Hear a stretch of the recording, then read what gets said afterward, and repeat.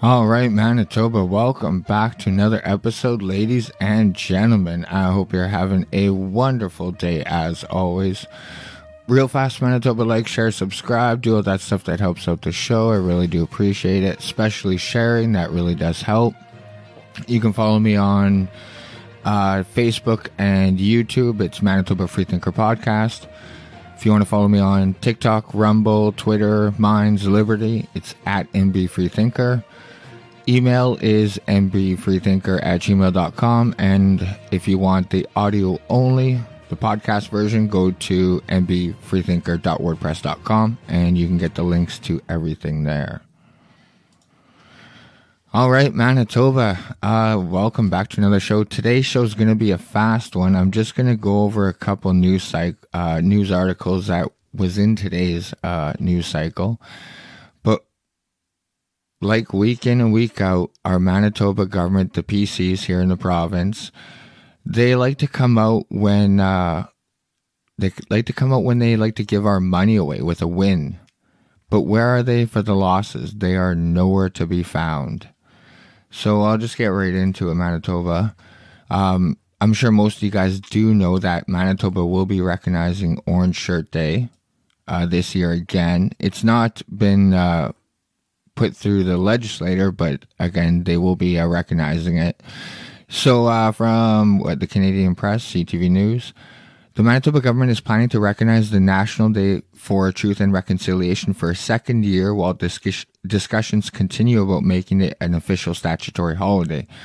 The province said in a news release that non-essential government services and offices are closed on September 30th, also known as Orange Shirt Day. Schools in the province will also be closed on that day. The government is encouraging all licensed early learning and childcare facilities to remain open as essential services supporting families. Labor Minister I'm not sure if that's his name, says legislation to make the day an official statutory holiday in the province has not yet been introduced, as consultations with Indigenous leadership, residential school survivors, and other stakeholders continue. The federal government made this day a statutory holiday for its workers and federally regulated workplaces last year. The province says it held consultations with Manitoba, Kiwatinowi, Akimawakanak. Apologize if I butchered that. The Assembly of Manitoba Chiefs, the Chief and Council of Sioux Valley Dakota Nation, the Manitoba Inuit Association, the Manitoba Métis Federation, and the Treaty Commission of Manitoba. Quote, the Manitoba government is committed to advancing truth and reconciliation. The day is a time for truth-telling and learning in order to lead us into action to build a more inclusive and brighter future for all, Hewler said in a news release Thursday. Orange Shirt Day was established in honor of Phyllis Webstad, whose gift of clothing from her grandmother was taken away on her first day at a residential school. The province's flags on all provincial government buildings will be lowered at half-mast that day. And the other bit of news coming out is, there you go, ladies, Manitoba strikes deal with drugstore chain to supply free menstrual products. The Manitoba government plans to make millions of menstrual products available for free at schools, women's shelters, and resources across the province. The PC government has reached a deal with Shoppers Drug Mart, which will see the pharmacy chain supply 3.3 million tampons and pads each year for 3 years. So many Manitoba schools already offer menstrual products for free, but the new arrangement will ensure uniformly across the province, Families Minister Roquel Squire said Wednesday. Quote, whether you're in Thompson or the Pas or Winnipeg or Brandon, if you're going to school, the expectation should be that you'd be able to access this product, Squire said.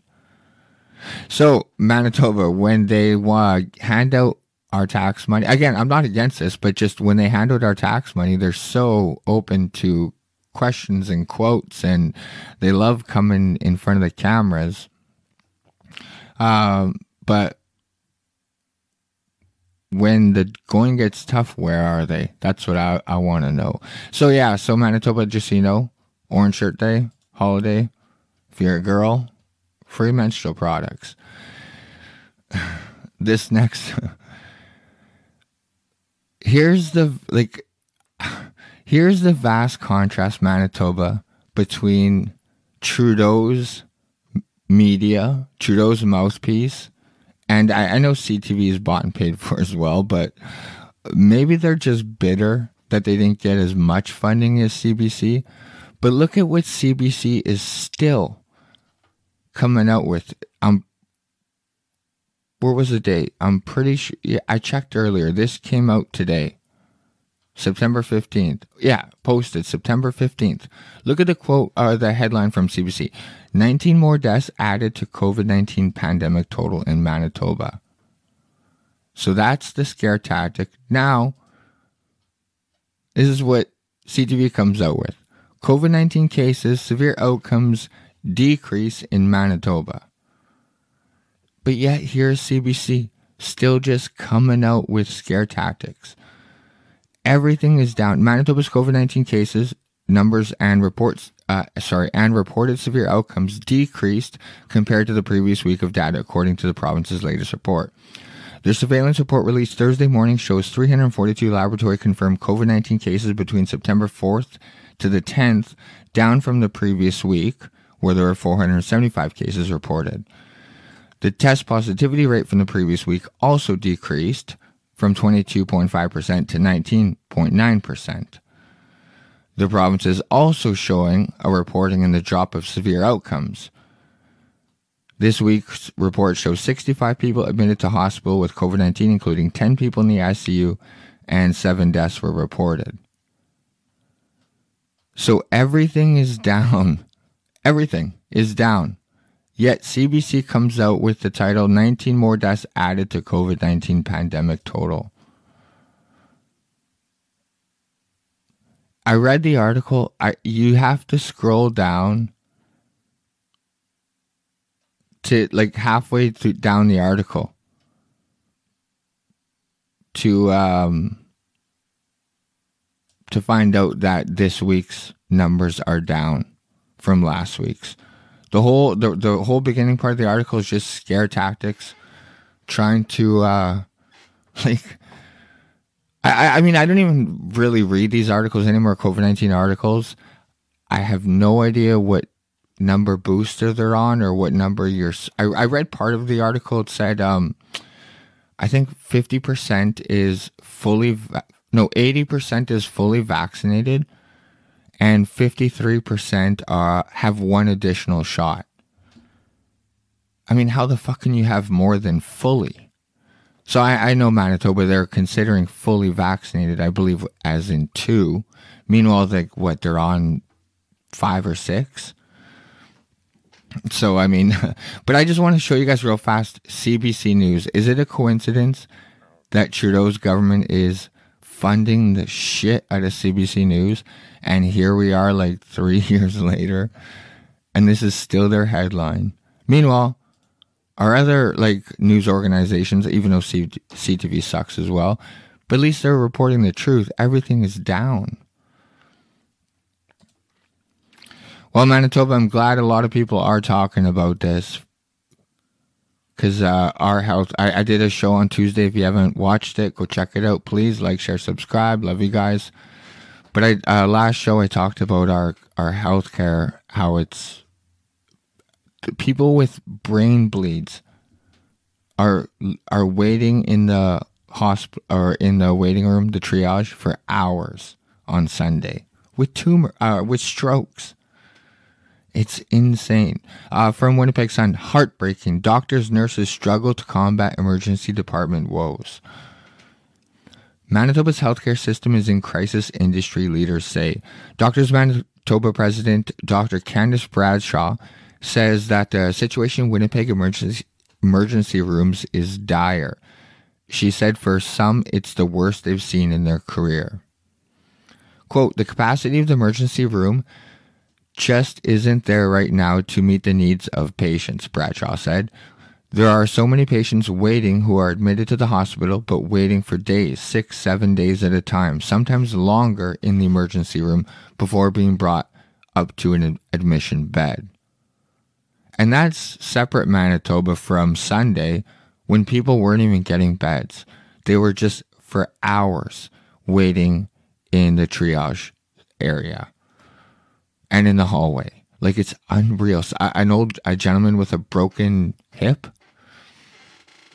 Recent stories from Winnipeg media have told of people waiting exceptionally long and shortages of staff in emergency rooms. Earlier this week, Manitoba NDP told of the story of a man who languished for hours in the Grace Hospital ER because of post-surgery complications. Bradshaw said that the situation in the emergency rooms is causing burnout and rapidly decreasing morale among healthcare workers. Quote, everybody comes like family when you work in an environment like that, she said. So when you care very deeply, when you see someone is constantly being mandated to work overtime shifts and so on, it's so disheartening all around. Bradshaw isn't sure how much longer doctors can continue at the current pace. For Manitoba Nurses Union President Darlene Jackson, nurses are attempting to get by one shift at a time, and oftentimes it's just trying to get through the hour. So, this is the main part of the article. Scroll down. Health Minister Audrey Gordon was not made available for interview. Obviously. Like I said, Manitoba, they come out for the W's, but where are they when Manitoba takes an L? And you know what? This is what they come out with. People, we're Manitoba, we're talking about emergency room. We have an emergency room crisis. Manitoba's response? Manitoba government investing over $482,000 to increase training seats by 20% in University of Manitoba's respiratory therapy program. All good news, but what is that going to do to help the situation now? Like, I honestly, Manitoba, I said it last show, they're going to come out with funding and they're going to say, look what we're doing. And then you read the fine print and you find out it does nothing for the current situation.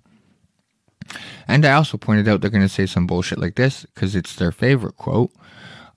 From Audrey Gordon, our government is committed to strengthening our healthcare system now and for years to come.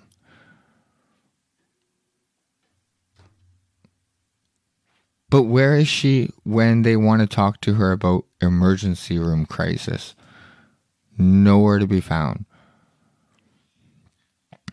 So they go on, this is from CBC News again. They go on to say like what their funding. You guys could look into it if you want. I want to get to the part where, give me a second, Manitoba.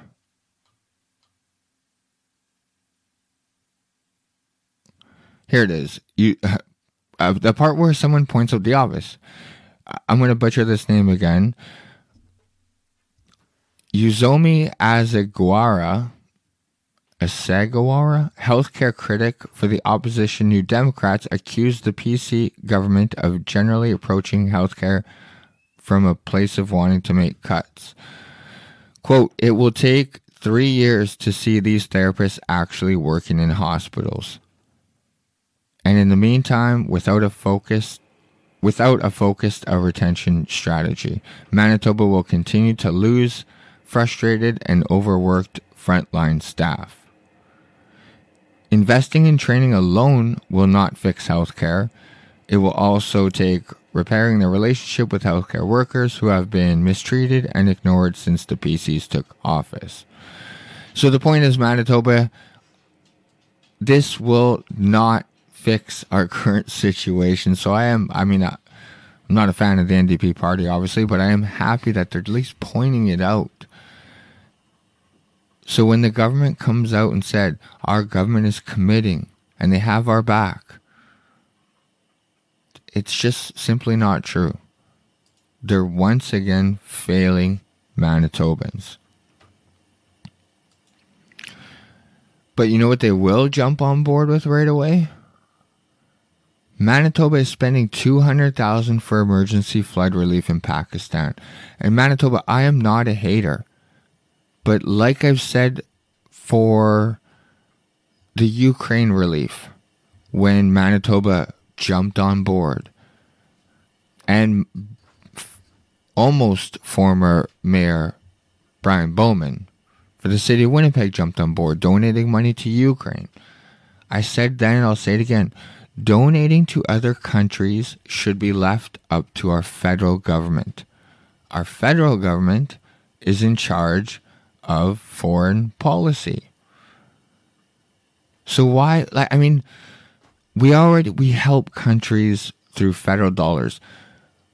Unless every single Manitoban is taken care of, I cannot for the life of me understand why our provincial tax dollars are leaving the province.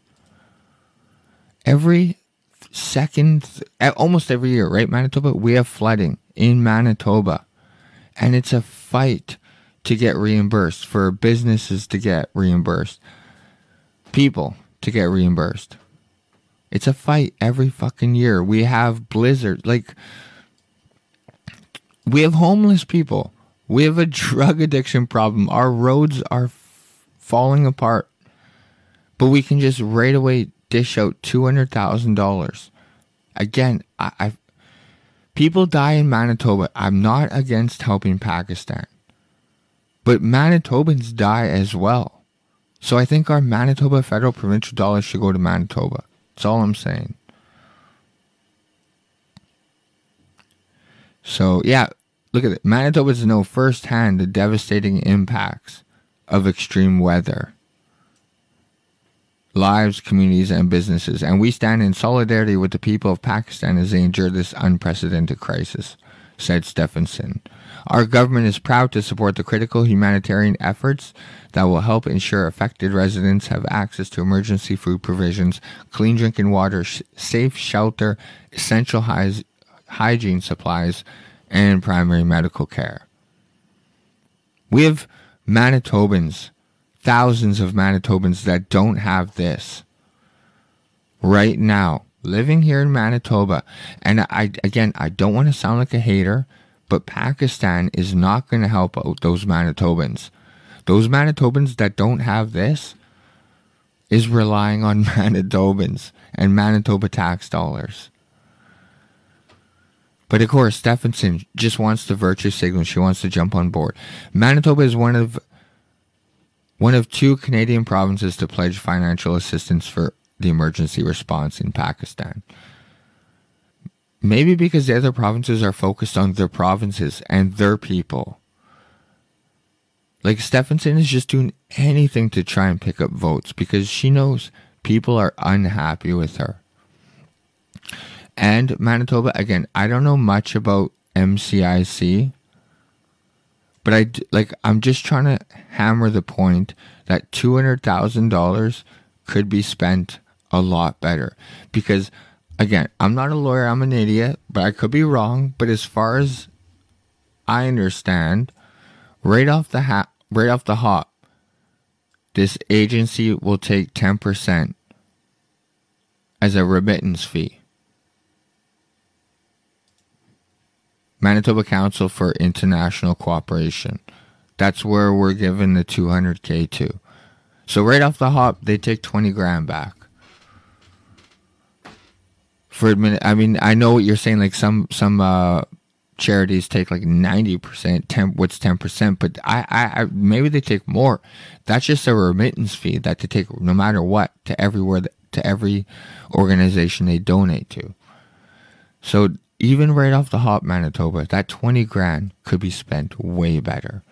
But I promise you, this $200,000 should be spent and could be spent way better in Manitoba. We have flooding. We have people. We have homeless right now. We have a crime problem. Real victims of crime. But Manitoba, like I said, so I'm going to keep this video real short. Like, share, subscribe, Manitoba. But I mean, I just want to show you guys that on a consistent basis, our government just comes out comes out for the wins and is nowhere to be found for the W's. Or, sorry, for the L's. And right now, Manitoba, like, our healthcare system is like is an L. A big effing L. You know what I'm saying? So, yeah, Manitoba, thanks again for tuning in. Like, share, subscribe, do all that good stuff, especially sharing. It really does help. And if you guys don't mind, subscribe to my YouTube channel. It's a matter of time before Facebook bans me, Manitoba. I'm sure most of you've got banned. I've been banned before.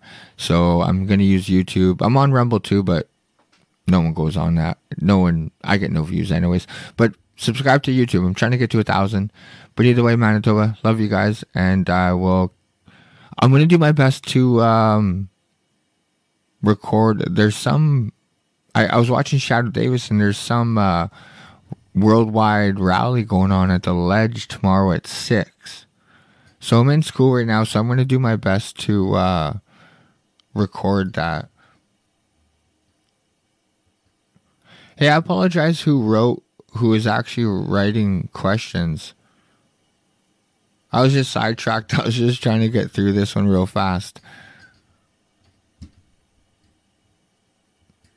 I'll read them after the show, Manitoba. But either way, love you guys, and I'll catch you guys. Oh, yeah. So I will try and record tomorrow at the Ledge, that worldwide rally. But I can't make any promises. And also, hopefully, going to have Chris Classio reached out to me. He is a candidate running to be Winnipeg's next mayor. I'm going to try and get in touch with him on the weekend, and I'll hopefully bring that to you guys early next week. My goal is to just honestly show you guys as much as I can, or as much as they want to talk to about anyone who's not like a career politician. I want to give them a platform to see what they have to offer.